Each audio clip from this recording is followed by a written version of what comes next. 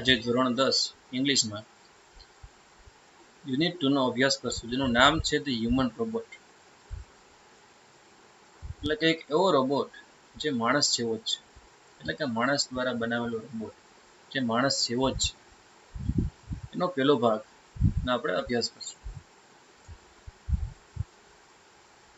Title છે the human robot. તમે તમારી ટેક્સ્ટબુક સાથે ખુલ્લી રાખજો, જેથી અમુક સ્પેલિંગ હોય એનો અર્થ તમને ખબર ન હોય તો તમે સ્પેલિંગના અર્થ પાઠ્યપુસ્તકમાં જ પેન્સિલથી જે સ્પેલિંગ છે એની ઉપર લખી શકો. તો સ્ટાર્ટ થાય છે, પાઠની શરૂઆત થાય છે. તમે લોકોએ સેલ્સમેન જોયા હશે. તમે કોઈ મોબાઈલની શોપમાં જાઓ અથવા તો કોઈ ટીવી, ફ્રીજ કે કોઈ ઇલેક્ટ્રિક શોપની દુકાને જાઓ, ત્યાં અલગ અલગ વસ્તુ હોય છે. જે મોટા શોરૂમ છે બધી જગ્યાએ સેલ્સમેન હોય છે, કાઉન્ટર ઉપર સેલ્સમેન હોય છે. નાની શોપની વાત નથી થતી, જે મોટા શોરૂમ હોય એની વાત થાય છે. અને તે સેલ્સમેનનો ચહેરો એટલો હસતો હોય છે, પણ અમુક જગ્યાએ આપણને એવા સેલ્સમેન પણ જોવા મળે છે. આ બધા જે સેલ્સમેન છે એ જે હસતા હોય, જે દાંત કાઢતા હોય છે, એ એનું કામ છે એટલે કાઢે છે. બાકી અંદરથી એમને કોઈ ખુશી કે મોજ એવી આવતી હોતી નથી. પણ એક પ્રકારનું એમનું જે કામ છે એ રીતનું છે, એટલે એ રીતના ખોટું સ્માઇલ આપે છે. તો એવી જ રીતે અહીંયા પણ એક સેલ્સમેન છે, એ જે કસ્ટમરનું સ્વાગત કરે છે. તો સ્ટાર્ટ અહીંયાથી થાય છે. મે આઈ હેલ્પ યુ સર. જેવી રીતે તમે કોઈ શોરૂમમાં જાઓ અને જે સેલ્સમેન હોય તમારી પાછળ પડી જાય કે તમારે શું જોઈએ છે બોલો, તમારે કઈ પ્રાઇસ રેન્જમાં જોઈએ છે, શું જોઈએ છે, ઘણા બધા પ્રશ્નો તમને પૂછે છે. તમે ના પડો તો પણ તમારી પાછળ જ ફરે છે. તો અહીંયા પણ એક એવો જ સેલ્સમેન છે તે પૂછે છે કે મે આઈ હેલ્પ યુ સર, કે હું તમારી કોઈ મદદ કરી શકું. ગ્રેઇન્ડ, અહીંયા એક સ્પેલિંગ લખેલો છે ગ્રેઇન્ડ ધ શોર્ટ, એનો અર્થ એવો થાય કે દાંતિયા. ગ્રેઇન્ડ એટલે દાંતિયા, ધ શોર્ટ એટલે કે થોડુંક સ્માઇલ આપે છે, થોડાક દાંત દેખાય એવી રીતે સ્માઇલ આપે છે. જે સ્માઇલ ખરેખર ખોટું છે, પણ એક સેલ્સમેન તરીકે તે સ્માઇલ આપે છે. Grinned the short eye, short narrow-eyed salesman inside the super robot plaza. narrow-eyed એટલે કે એક ઝીણી આંખ કરીને સેલ્સમેન આ વ્યક્તિને સુપર રોબોટ પ્લાઝા નામનો જે મોલ છે એમાં લઈ જાય છે. જેમ રાજકોટમાં બિગ બજાર છે, ક્રિસ્ટલ મોલ છે, ઘણા બધા મોલ છે. જે આ બધા મોલ છે એવી જ રીતે આ પણ એક મોલ જ છે કે સુપર રોબોટ પ્લાઝા. સેલ્સમેન આ વ્યક્તિને અંદર લઈ જાય છે. વેલ સર, અહીંયા વેલ સર આ ટૂંકમાં લખેલું છે. વેલ સર, પ્રેમ ચોપડા રિસ્પોન્ડેડ. પ્રેમ ચોપડા આટલું બોલે છે કે વેલ sir, Prem Chopra responded, I wish to purchase a robot. Prem Chopra કહે છે કે મારે એક રોબોટ ખરીદવાની ઈચ્છા છે. વિશ એટલે ઈચ્છા, પરચેઝ એટલે ખરીદવું, કે મારે એક રોબોટ ખરીદવાની ઈચ્છા છે. જે મોલ હતું એનું નામ જ હતું કે ધ સુપર રોબોટ પ્લાઝા, એટલે એમાં રોબોટ જ મળવાના. એટલે એમ કહે છે કે મારે એક રોબોટ ખરીદવો છે. For help sir, completed the salesman. સેલ્સમેને કહ્યું કે ફોર હેલ્પ, તમારે કયા કામ માટે રોબોટ જોઈએ છે. સેલ્સમેને કહ્યું કે તમારે કયા કામ માટે રોબોટ જોઈએ છે એ કહો. ઇટ ઇઝ અવર સ્પેશિયાલિટી, કે આ અમારી એક ખાસિયત છે. વી મેન્યુફેક્ચર એટલે બનાવવું.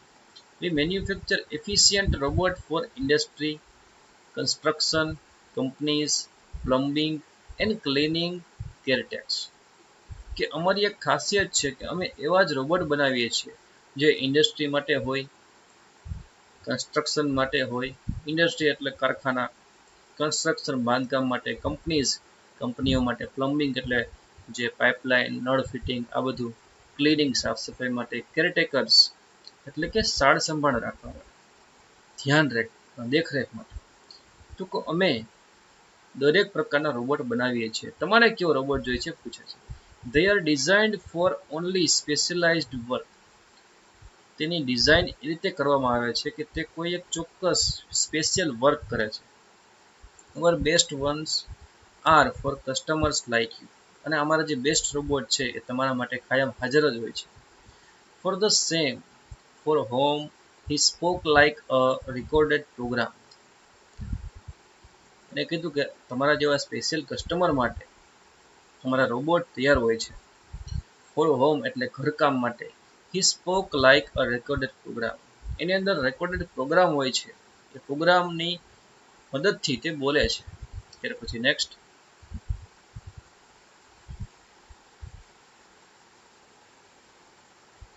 ત્યાર પછી પૂછે છે that's what I want. Prem Chopra spoke in a business like fashion.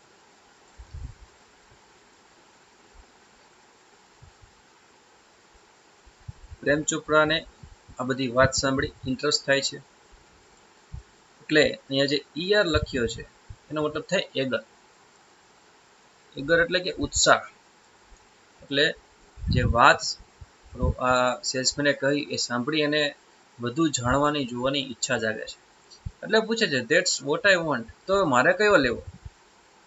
Prem ચોપડાને ખબર નથી પડતી કે મારે કયો લેવો. Prem Chopra spoke in business like fashion. Prem Chopra એક પ્રશ્ન પૂછે છે કે મારે બિઝનેસ માટે લેવો કે ફેશન માટે, એટલે કે શોખ માટે લેવો. Please come this way. The salesman lead him through bright light, richly carpeted gallery into a huge dome-shaped hall glowing with a fluorescent light. Salesman બોલે છે કે તમે બહુ ચિંતા ના કરો, તમે મારી સાથે આ બાજુ આવો. કહે છે કે પ્લીઝ કમ ધીસ વે, કે આ બાજુ આવો. સેલ્સમેન તેમને અંદર લઈ જાય છે through the bright light. Bright light એટલે કે ખૂબ જ ચમકતી લાઇટની વચ્ચેથી. રિચલી કાર્પેટેડ ગેલેરી એટલે કે કાર્પેટ એટલે કે જે નીચે ચાલવા માટેનું જે કપડું હોય ને કાર્પેટ કહેવાય. ત્યાર પછી રિચલી કાર્પેટેડ ગેલેરી, કે જે ગેલેરી હતી એની એ ખૂબ જ મોંઘી વસ્તુથી ભરેલી હતી. ઇન્ટુ અ હ્યુજ ડોમ, એક વચ્ચે મોટું બધું એક ડોમ, ગુંબજ, જે આપણે મંદિરોમાં જે ગુંબજ જોવા મળે છે એને ડોમ કહેવાય.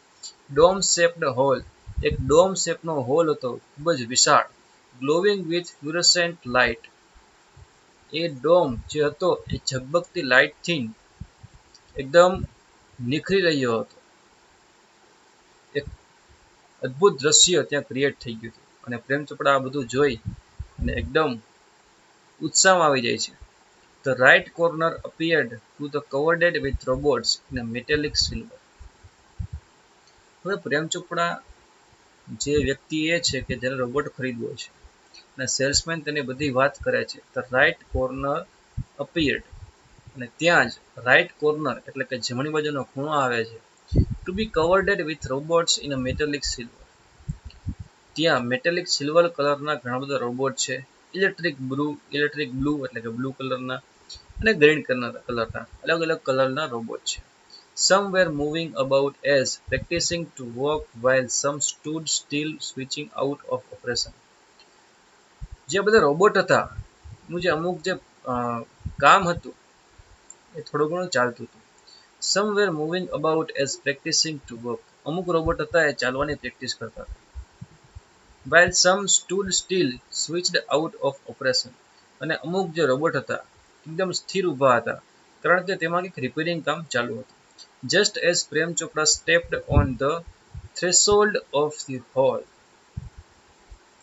પ્રેમ ચોપડા stepped on the threshold of the hall. પ્રેમ ચોપડા પ્રવેશ દ્વારથી લઈ આખા હોલમાં ફરે છે.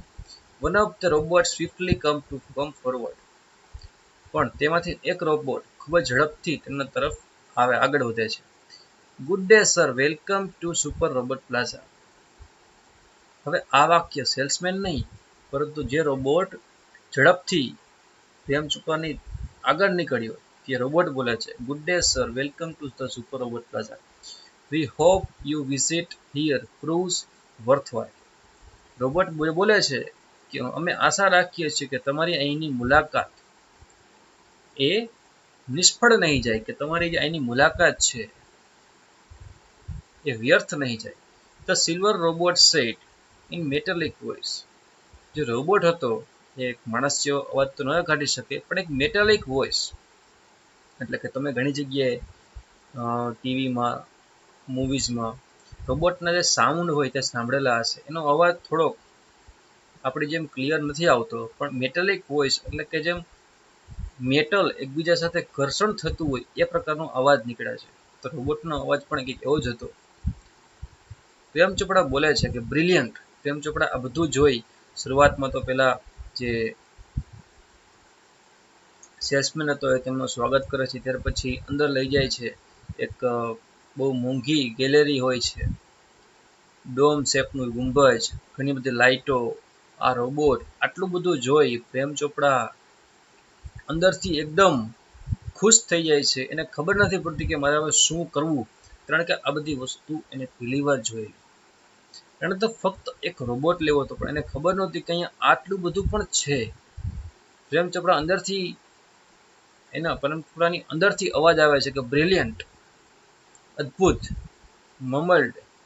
પ્રેમ ચોપડા ને શું બોલવું છે અને મોઢામાંથી શું નીકળે છે, કારણ કે જે વિચારે છે એ પહેલા તો શબ્દો બહાર નીકળે છે. પ્રેમ ચોપડાનો પોતાની ઉપર કાબુ રહેતો નથી કે હવે હું શું કરું, એટલા ખુશ થઈ જાય છે અને બોલે છે કે બ્રિલિયન્ટ. અહીંયા બ્રિલિયન્ટની બાજુમાં લખ્યું છે મમલ્ડ, એટલે કે બડબડ. પ્રેમ ચોપડા સમવોટ બિલીવર્ડ. બિલીવડર્ડ છેલ્લો સ્પેલિંગ છે કે બિવિલ્ડર્ડ, એટલે કે મૂંઝવવું. પ્રેમ ચોપડા મૂંઝાઈ જાય છે, એટલા ખુશ થઈ જાય છે અને અંતે મૂંઝાય પણ છે, કેમ કે મારે હવે કયો રોબોટ લેવો એ મને ખબર પડતી નથી. આ હતો આપણો ધ હ્યુમન રોબોટ યુનિટ 1. તો આનો આગળનો પાર્ટ છે એ આપણે આના પછીના ભાગમાં અભ્યાસ કરશું. તમારે હોમવર્કમાં એટલું જ કરવાનું કે જ્યાં અઘરા સ્પેલિંગ હોય એ તમારે લખી ને પાકા કરવાના. સમજાવેલો જેટલો પાઠ છે એ પાઠમાંથી જે સ્પેલિંગ તમને અઘરા લાગે એનો અર્થ લખી અને તમારે પાકા કરવાના છે.